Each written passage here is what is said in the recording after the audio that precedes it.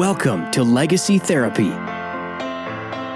the podcast that will teach you, in bite-sized chunks, how to leave a stress-free legacy so loved ones can focus on people, not paperwork, when you become ill or pass away. Here is your host and financial advocate, Stacy Golden-Lisnock. Of Legacy Therapy.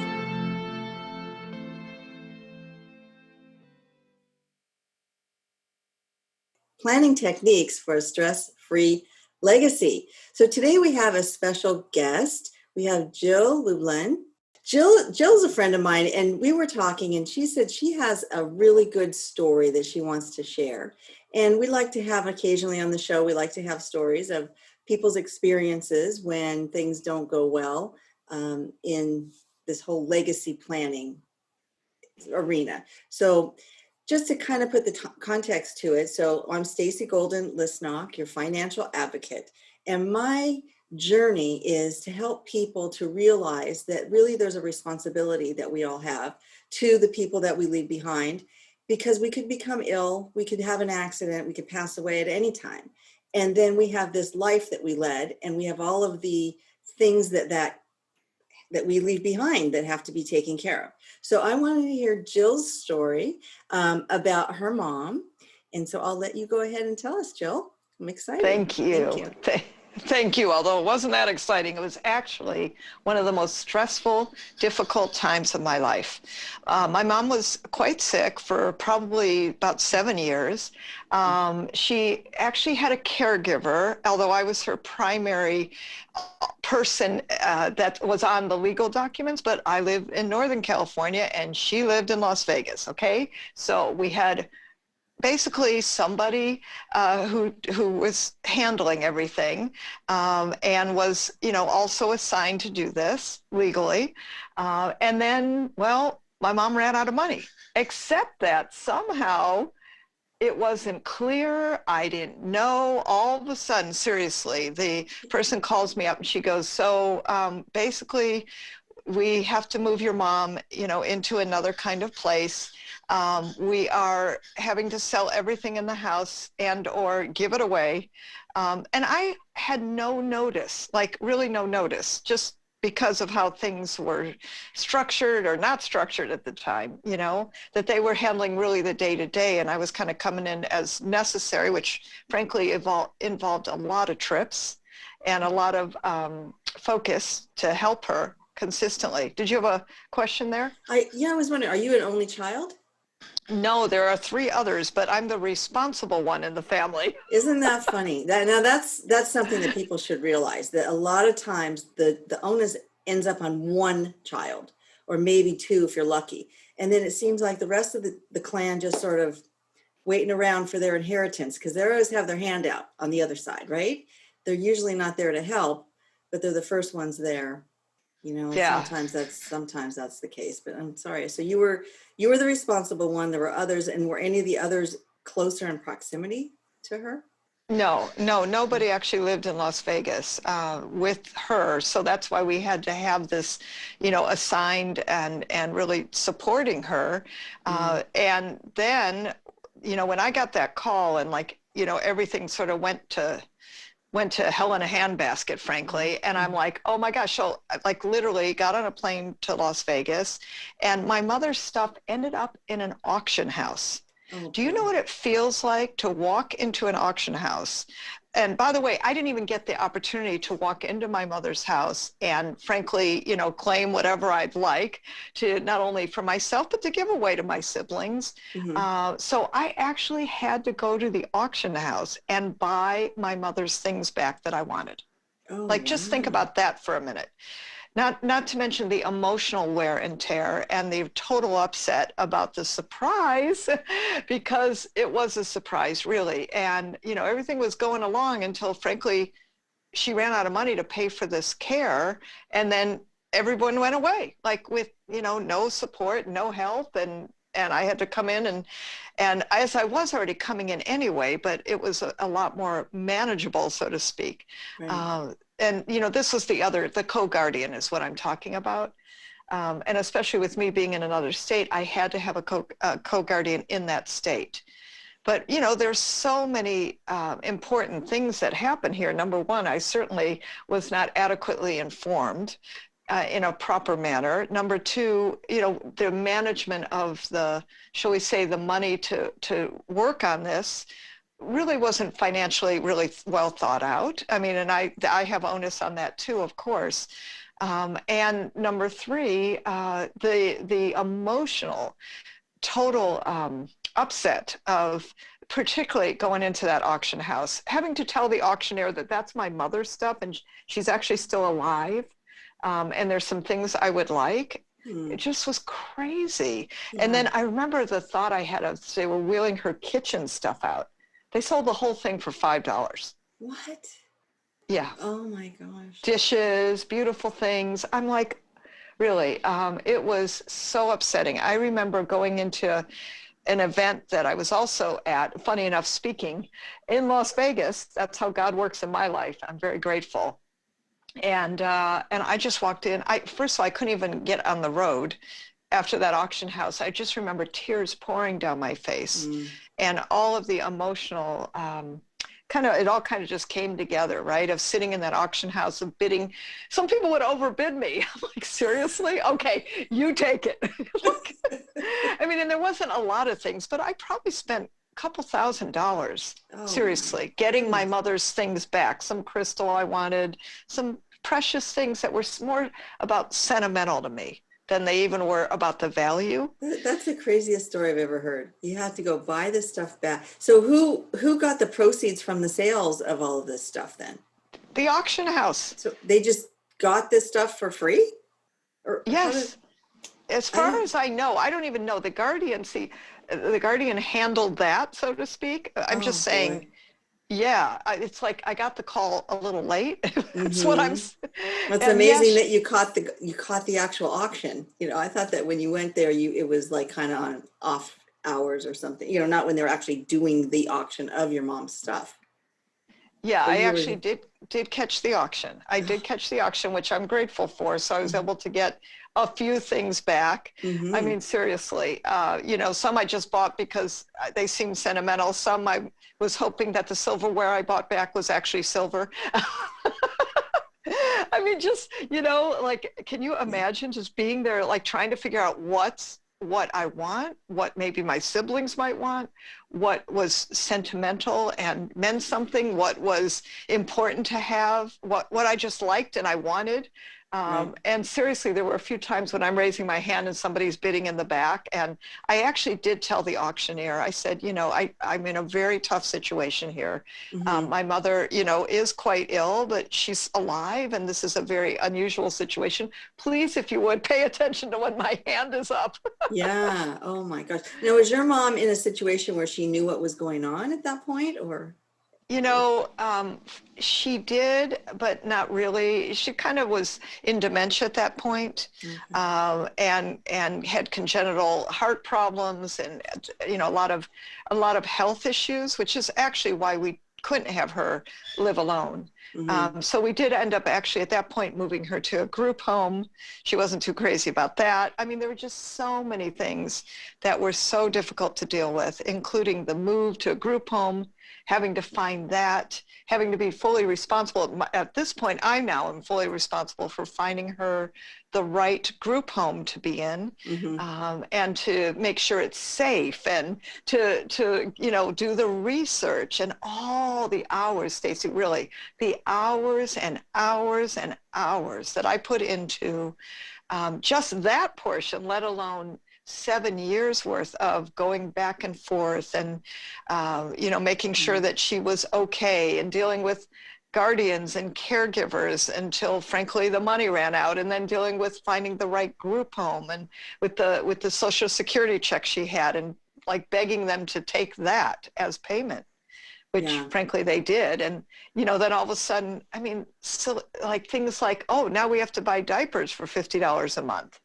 And who would think about that? And I call my family and I'm like, would you please help with this contribution? That's the point where they said, no, sorry, you're in charge, pretty much. They didn't quite say it that rudely, but it was pretty much the bottom line.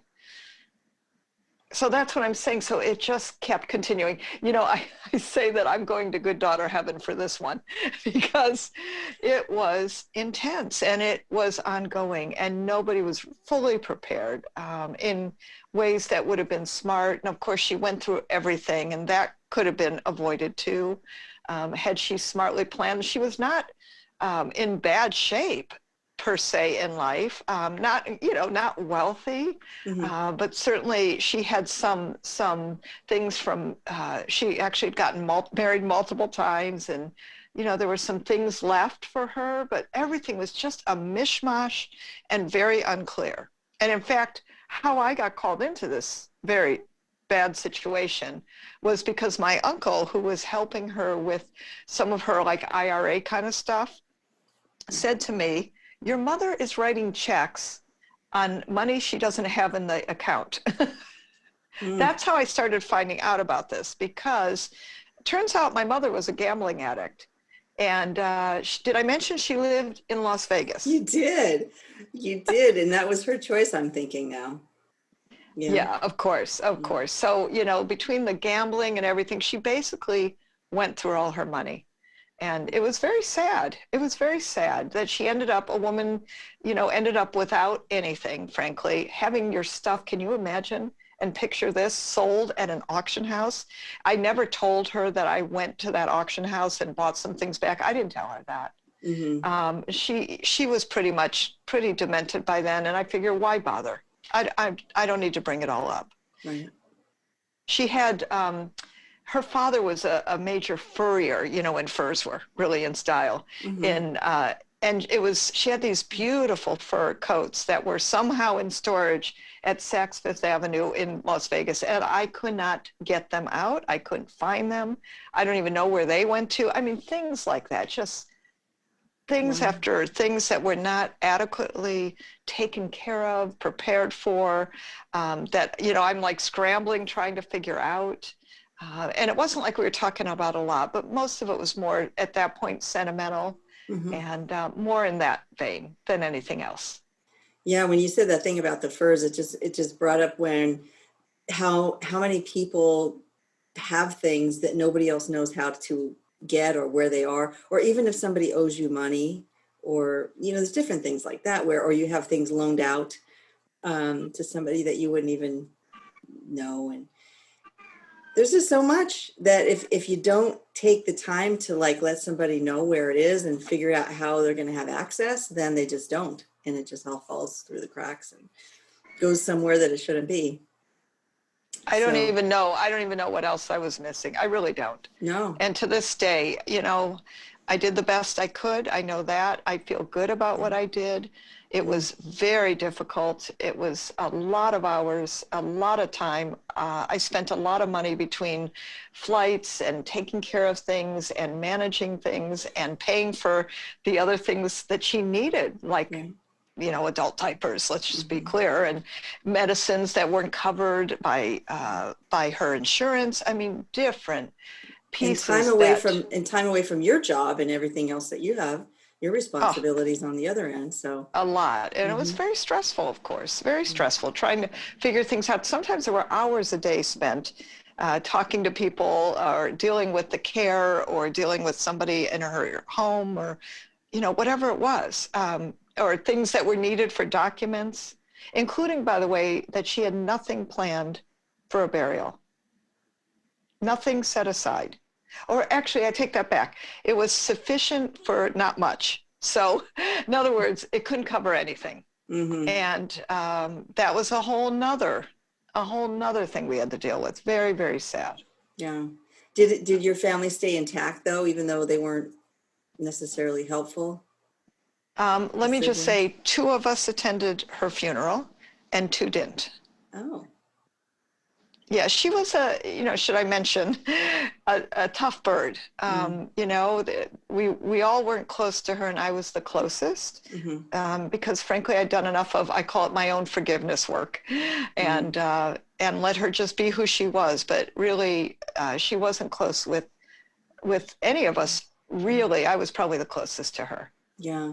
Well, that kind of brings up the like what you do for a living, and the books that you've written are interestingly enough on kindness, right? Yeah, So yeah. so you have that kind of a heart, but not everybody does, right? You have to almost learn that if you haven't been exposed to it. And I know I've attended some of your kindness circles and things like that, and it's a totally different like level of consciousness that you have to be able to attain to have that way of being, right? So that you can have this more what would you say, like, so if you can live on that level, right, then the scuttlebutt and all of the different things that people get into arguments about just roll right over because you don't even recognize it for what it is, because it's not worth your time.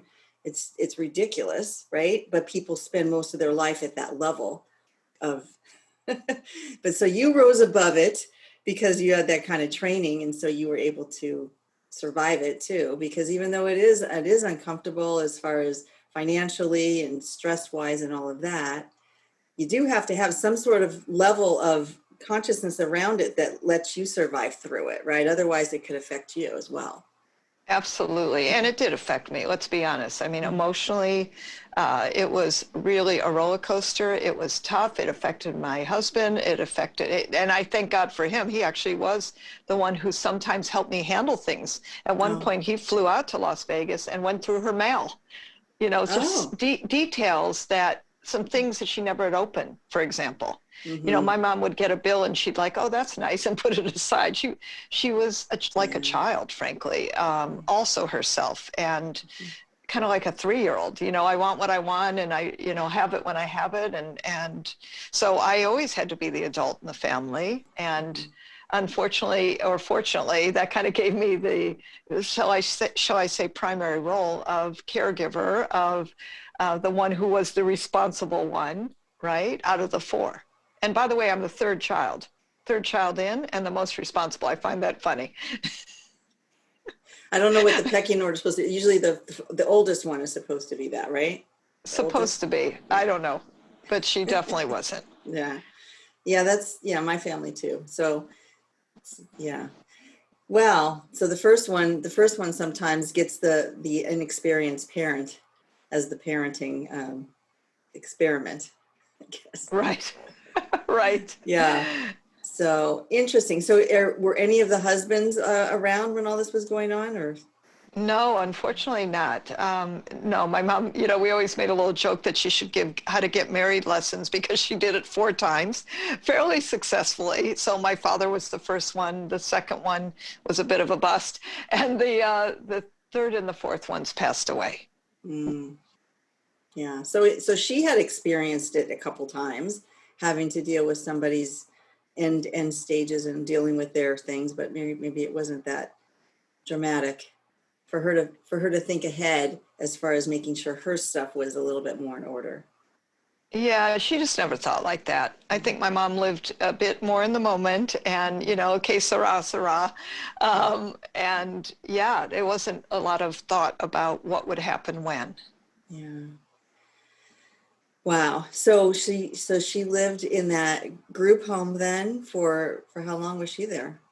Oh, let me think. Well, she actually had to get moved. That was another wild ride because she got pretty sick and they couldn't take care of her at the level of care that they were. So we had to find another home. So, that was quite the day. I remember when she was actually leaving the hospital. It was like a rehab kind of clinic, Mm-hmm. and I had no idea where to take her.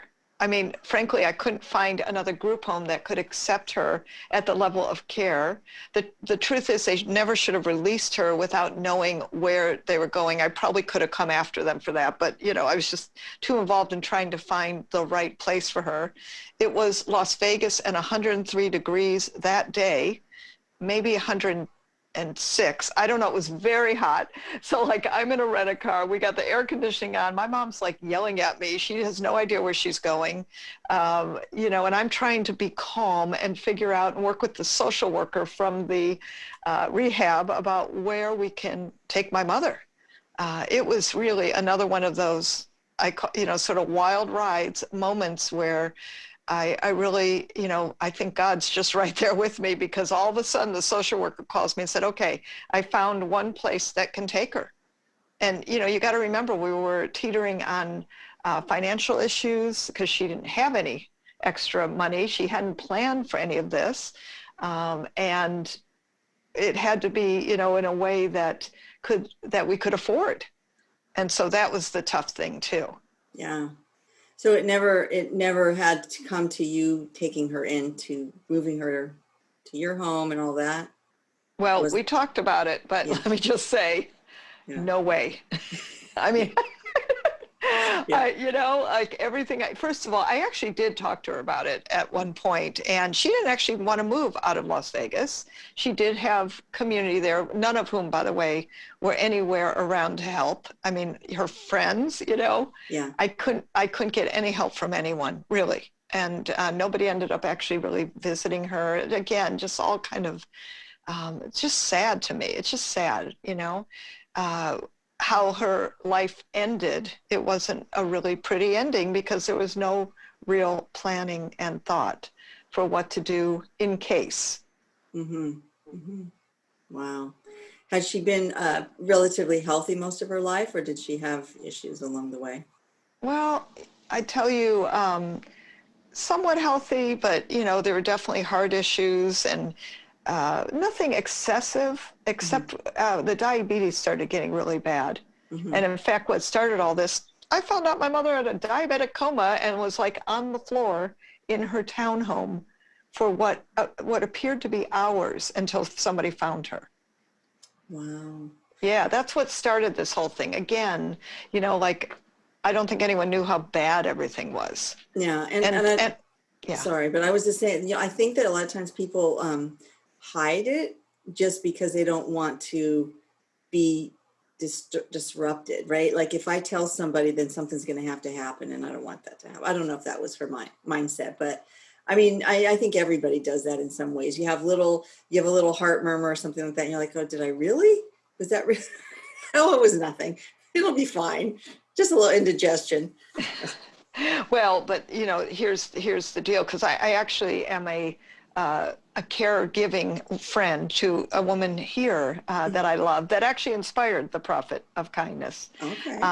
And so as she's been getting older, I've been helping her in her healing journey, let me just say. And, we are friends, but I actually have seen some similar patterns, right? She was hiding things about how bad things were. And I'd be the one running over to help and support her, to take her to doctor's appointments, to get her out a little bit. And next thing you know, her sons came in and basically put her in an assisted living, which probably was the right thing to do. But, there were many possibilities. And, again, I'm not sure that all things were planned and properly thought out. Yeah, it's tough. I mean, it is tough. And we all have sort of a journey. We don't know what it's going to be, right? So some people... My mom, in fact, she had a stroke just the same year she turned 80. We had a big party for her, and everybody came, which was really great because we have family in other parts of the country and other countries, actually.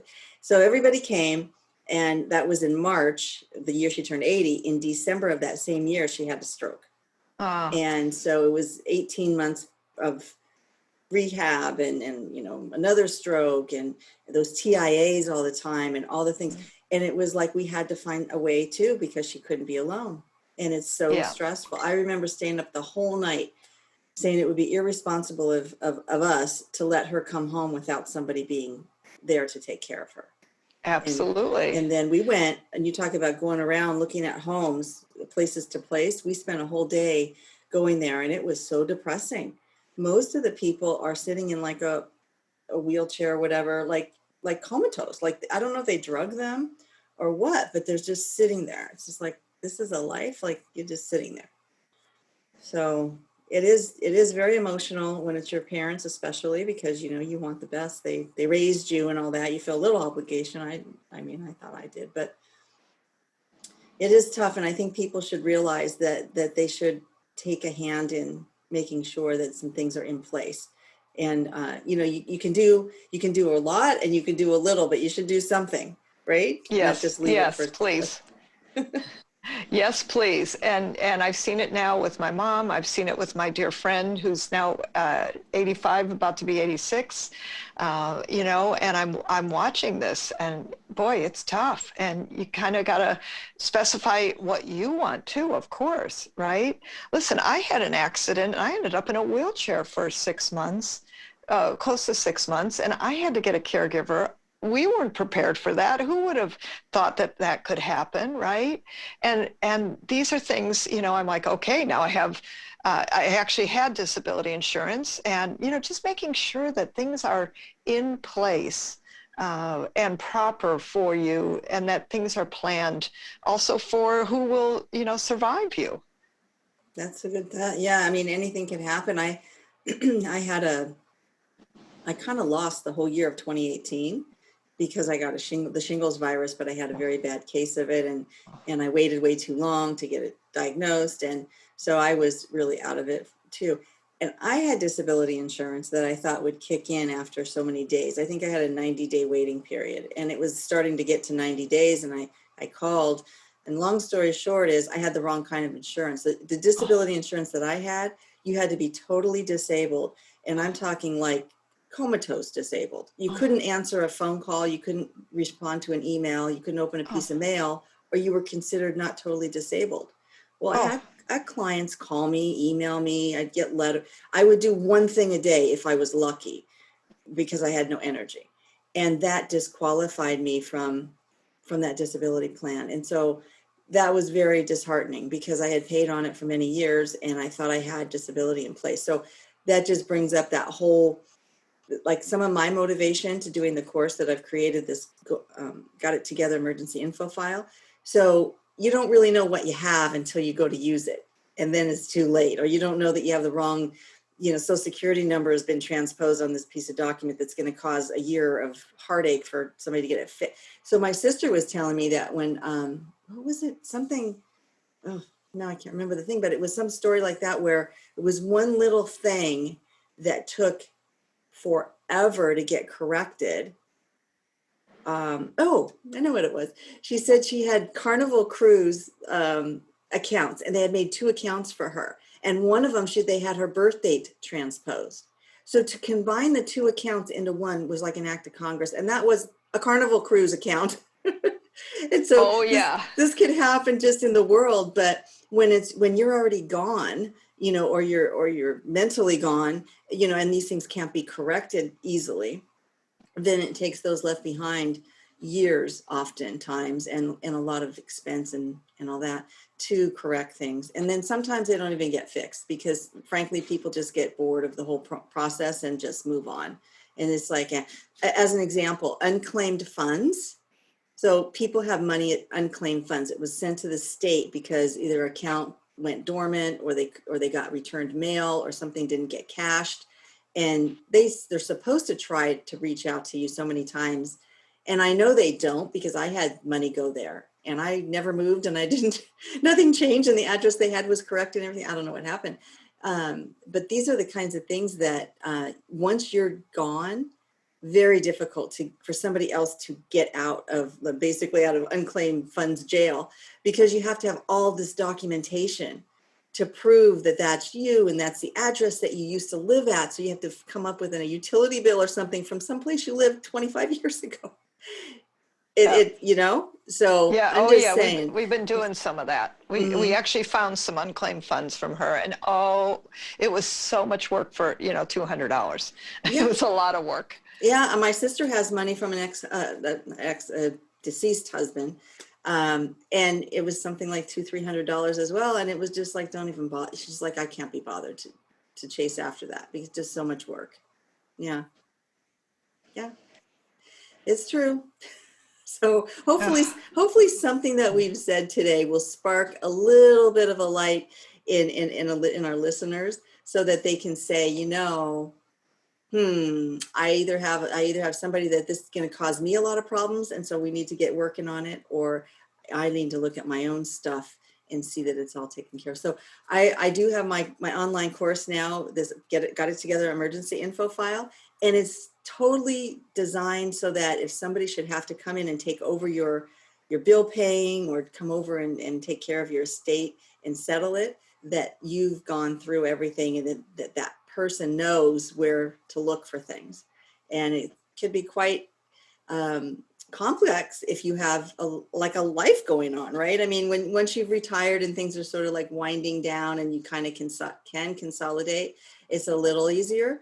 But what about for like people like us, where we have businesses and we have clientele and we have contractual obligations and we have responsibilities to organizations and other people, like your 85-year-old friend, when you're the person that's their lifeline because you've taken them on sort of under your wing. If something happens to you, then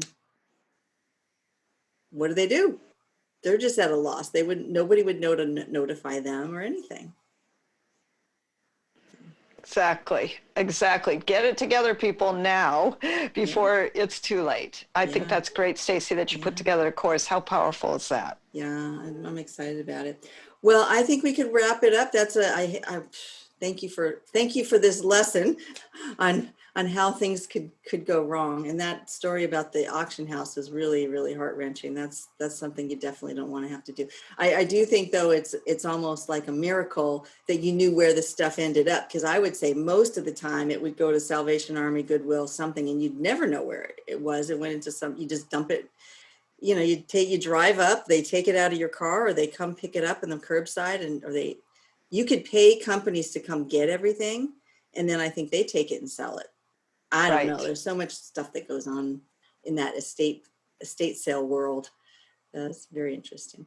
Well, tell us just a little bit, Jill, about what you do, and then I think you said you had something you'd like to offer. Thank you. So my thing I do in the world is I actually help you get your message out, and I do publicity and support people to get their visibility going. So I have a free masterclass you can attend on publicity to get your message right and to put yourself out in the world in the right way. And how you register is you go to jilllublin.com/publicity. And that's a free masterclass for you, live, interactive with me. Please come. Let's hang out. And then, Stacy, you mentioned the kindness circles, so I want to invite you to one of those too. That's based on the book, The Profit of Kindness. And that is where we actually get together monthly and spread kindness and actually collaborate and connect and create leads and referrals to people, whatever you need for your kindness to be better in the world. You get it. What is the dates on the, is that the same date? When is that every month? Well, if you go to jilllublin.com/year of kindness, that's how you register. That's all one word, jilllublin.com/year of kindness. And that'll give you the schedule and the ongoing piece every single month. It's a lot of fun, and it's very collaborative and very connected. And we've been really supporting each other quite profoundly. Yeah, I like the group really well. I haven't been able to make it the last couple, but then I've lost track of when it is. So I want to go in there and re-register myself. So yeah, I would definitely encourage people to do that. So Jill, and then Lublin is LUBLIN and .com/year of kindness. Okay, cool. Perfect. All right. Well, I want to thank you for sharing. Really do appreciate it. And I'd like to thank the listeners for listening. And we'll be signing off. But first, before I do that, I always like to tell people, go check out the website. So it's www.gotittogethernow.com. And I also encourage you to just take a look at that course, because it's something that really everybody needs to take some time so that you save other people time on the other side. So that'll be it for this episode. And so this is Stacy Golden-Lisnock signing off, your financial advocate, and have a good day. Bye-bye. Thank you for listening to the Legacy Therapy Podcast. If we hit it out of the park today and you learned at least one new thing to take action on in your own quest to planning the best legacy possible, then be sure to tell your friends, subscribe, and rate and review wherever you get your podcast. The show notes will provide the sites and information that were discussed today. You can get more great tips, resources, and inspiration by visiting our website, legacytherapypodcast.com.